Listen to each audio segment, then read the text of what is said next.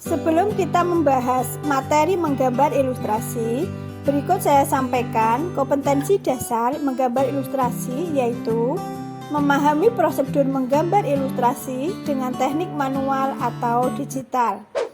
Menggambar ilustrasi dengan teknik manual atau digital.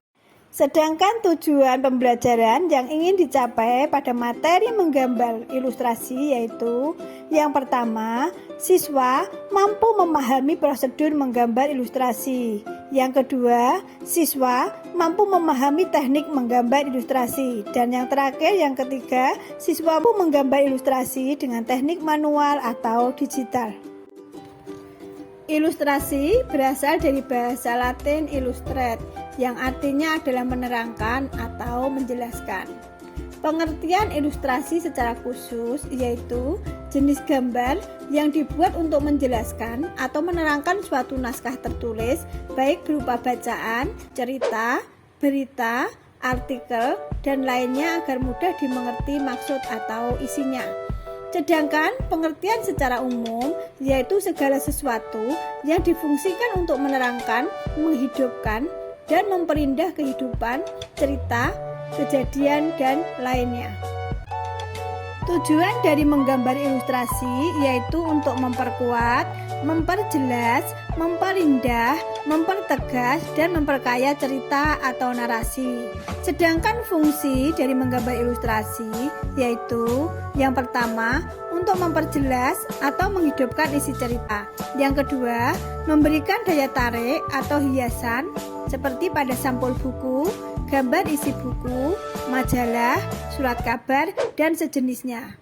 Fungsi yang ketiga yaitu judul dalam bentuk gambar memperjelas maksud dan makna cerita melalui bahasa visual.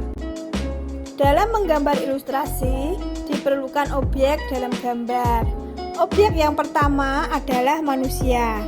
Coba kalian perhatikan gambar berikut. Di situ sudah ada contoh proporsi bentuk manusia dari kecil sampai tua. Objek yang kedua adalah binatang. Kalian coba perhatikan pada gambar itu ada contoh beberapa cara menggambar binatang.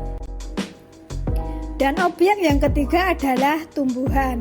Kalian perhatikan gambar, di situ ada contoh cara menggambar tumbuhan. Di situ adalah contohnya pohon cemara.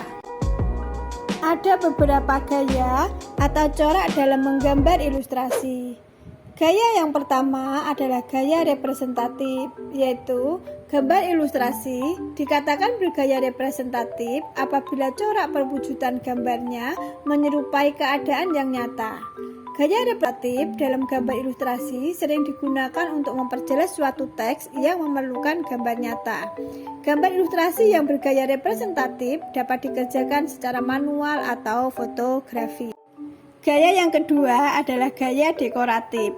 Gambar ilustrasi dikatakan bergaya dekoratif apabila perwujudan gambarnya bersifat menghias atau mendekor dengan cara menstilasi. Sesuai dengan sifatnya, gaya dekoratif cocok untuk menghias halaman majalah atau koran yang kosong. Gambar bergaya dekoratif ini juga dapat digunakan untuk menghias tata panggung atau ruangan pesta. Dan gaya yang ketiga adalah gaya karikatural. Gaya karikatural dibedakan menjadi dua, yaitu karikatur dan kartun. Bentuk-bentuk gambar ilustrasi. Yang pertama adalah komik atau cerita bergambar. Komik adalah kumpulan gambar ilustrasi dan tersusun menurut urutan yang terpadu. Bentuk gambar ilustrasi yang kedua adalah kartun. Kartun adalah bentuk gambar yang dibuat lucu atau bersifat humor. Bentuk yang ketiga yaitu karikatur. Karikatur itu menampilkan karakter wajah atau bentuk tubuh seseorang dengan proporsi wajah yang dilebih-lebihkan atau didistorsi sesuai keinginan penggambar. Bentuk yang keempat yaitu ilustrasi karya sastra.